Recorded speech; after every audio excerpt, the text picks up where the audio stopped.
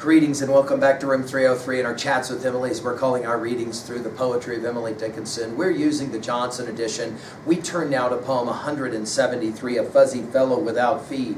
And we immediately are in the world of Emily's nature riddle poems again. You'll remember already that we played this game in poems 60 and 72.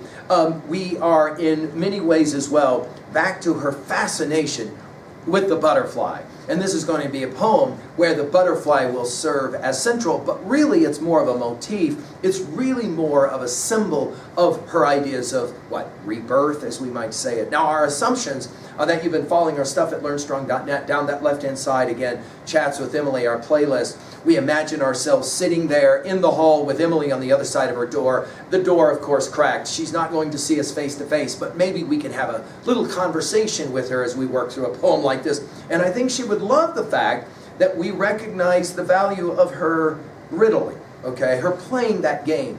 I'm hopeful that you've already been exposed to our introductory set of comments. I'm hopeful as well that you've been working with us at learnstrong.net.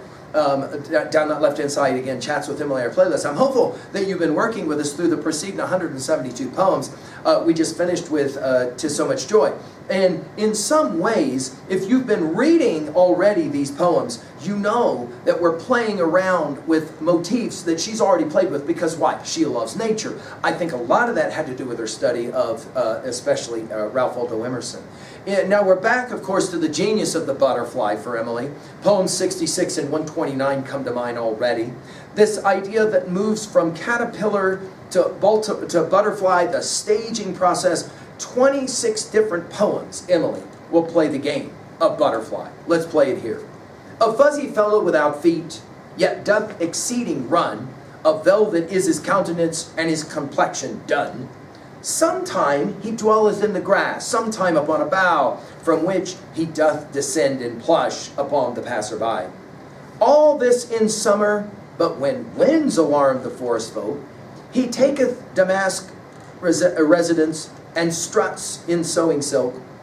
Then, finer than a lady emerges in the spring, a feather on each shoulder, you'd scarce recognize him. By men, yclept caterpillar, by me, but who am I to tell the pretty secret of the butterfly? By the way, notice the who am I should, of course, end with a question mark, but rather for Emily, it ends in the punctuation mark of an exclamation point. I love that about Emily. I love how she plays games with her punctuation. It's the way she plays games, of course, with language. Notice we'll begin with a fuzzy fellow. How much fun is that? That is to say, a caterpillar along the ground, of course, without feet. Well, technically, the caterpillar has feet, but no feet, right? And yet, exceeding run. Now, this idea of running, of course, can be the very wiggling. We're going to get to a narrow fellow in the grass as she discusses a snake. Here, this idea of running, but it can also mean staging, as in progressing, as in evolving, right? This word run. A velvet is his countenance, and of course now it's just fun to play around with the way she decides to describe a caterpillar, and his complexion dun. You can't help but think of Donne in Shakespeare's Sonnet 130, right?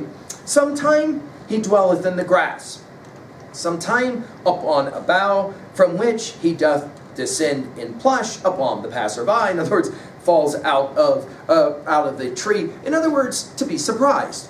I think so much of the game that Emily loves to play is surprising, born, of course, of her notion of perhaps, right? 696 acres of perhaps, or her curiosity, as we've commented on it.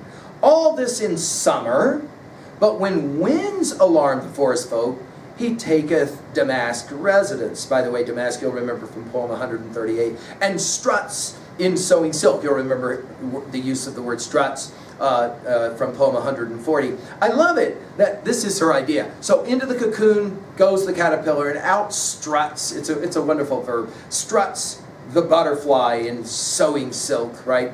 Then finer than a lady emerges in the spring. So notice we go from summer to spring.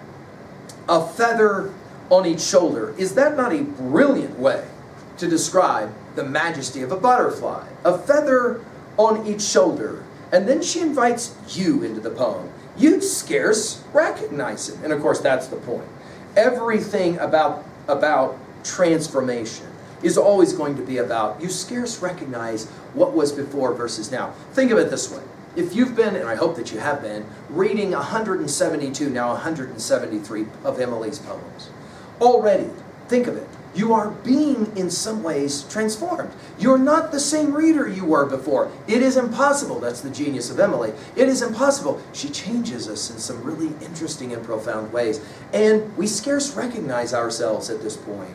By men, yclept caterpillar, that is to say called or known as, yclept caterpillar. By me, but who am I to tell the pretty secret? But by the way, who am I is only used one time in all of Emily's stuff, and it's here. She'll tell us in another poem, I'm nobody, who are you?